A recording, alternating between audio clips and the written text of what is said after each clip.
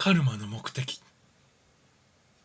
英治には進歩の知識もなければ何の経験もない。人間も初めは子供と同じである。幼児は這い、物を食べ、立ち、歩き、遊ぶことを知り、次に精神の芽生えがあり、人生経験を重ねて大人になる。人間の霊の成長もこれと同じである。父母なる神より生まれて生育が始まり、徐々に成長し、かの大いなる期間、すなわち神との一体化、ここにおいて頂点に達する。苦しみ、肉体的、精神的、霊的な苦しみ、これを経なければ魂には何の意識の拡大、つまり無知から知への成長もキリスト神聖意識への上昇も起こらない。苦悩を味わって初めて魂は他者の痛みを知り、描写と傷ついた者に手を差し伸べるに至る。苦しみが理解と愛と啓発をもたらすのである。喜びや幸せと同様、人間は痛みと苦悩によってものを学ぶ。子供は無邪気ではあるが、初めから内部に善悪の二面を持っている。生活の中で善悪が発揮され、この善悪は展開の計りに貸し方と借り方の重りを加えていく。この真理がしっかり根を下ろすなら、つまり人は自分がまいたものを自分で刈り取る。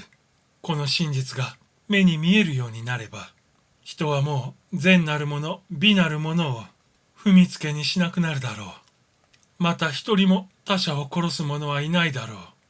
カインとアベルの物語はこのことを示す。悪の代表であるカインがアベルを殺して、世に見捨てられたとき、その悲しみに身も世もないほど彼は嘆いたのであった。しかしながら、劇場の爆発も人を殺すということを知っておいていただきたい。むしろの短気な意地悪な言葉も、同じく善なるもの、美なるものを殺すものである。この断りを考えてみれば、自己統制の道がいかに良いことであるか、常に神に真向かい、善意を踏みつけにせぬよう努めることが、どんなに優れたことであるかお分かりいただけよう。内在の神の子は絶えず成長を続けている。たゆまず善を生み出しつつある。しかるに、カインがこれを滅ぼすとすれば、貸借表の負債の部に項目を記すことになる。人は過去のカルマを変更することはできない。しかし、未来を変えることはできる。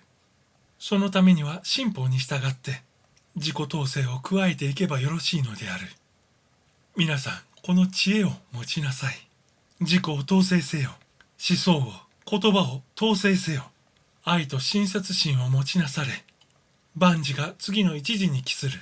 つまり親切であり、同情心を持ち、ことさらに生あるものすべてに苦悩を与えぬこと。他者に対する無思慮、無知、恋がどんなに有害であるか。このことを知った者は未来を大切にするものである。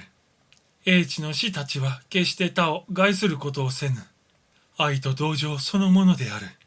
また、士たちは正義の法を認めていて、すべての生命が終局において、一切生命の源である信仰に照らされ、その計りによって正されることを知っている。行為の一つ一つがカルマとなる。カルマは待っていれば消えるというものではない。その原因を作ってから、数時間後、数日後に、結果が現れることがしばしばある。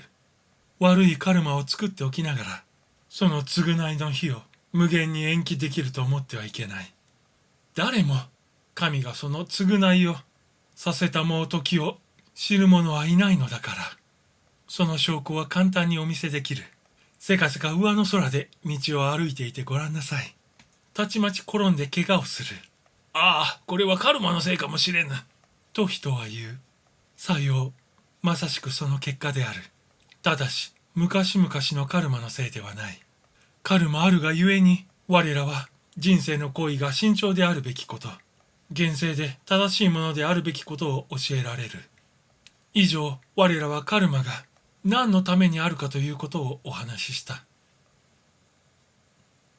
つまり痛みがあるがゆえに、我らは経験と知恵を積むことができるということを。今、野党が押し入って物を盗んだとしよう。皆さんは諦め顔にこう言うだろう。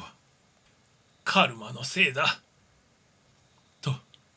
しかし大事なことは、そのカルマであなたは何かを学んだかということ。それでなければ、そのカルマは戻ってくる。来世、来々世と言わず、今生のうちに。つまりこういうことですな。かってあなたは人のものを盗んで苦痛を与えたことがある。だからあなたは盗まれることが何であるかを学ばねばならないのだ。カルマというのは我らの学習のためにある。それによって我らは物事を知る。また、それに関わる他者もまた学習をする。ここでちょっと一言。と申すのは、我々が他者に苦痛を与え、それで他者が学習をするとは、そこに何か大きな意味があるのかという疑問が出てこよう。さよう。法とはつまり、人があなたに何かをしたら、あなたはそれに何をしてもよろしい。これである。ただあなたが他者を害すれば、後日身に返ってくる新しいカルマを作ることになる。人に与えた苦痛と同じものが返ってくるから、法は二様に働いている。その一つの目的は完全な生。神の生を魂に目覚めさせることである。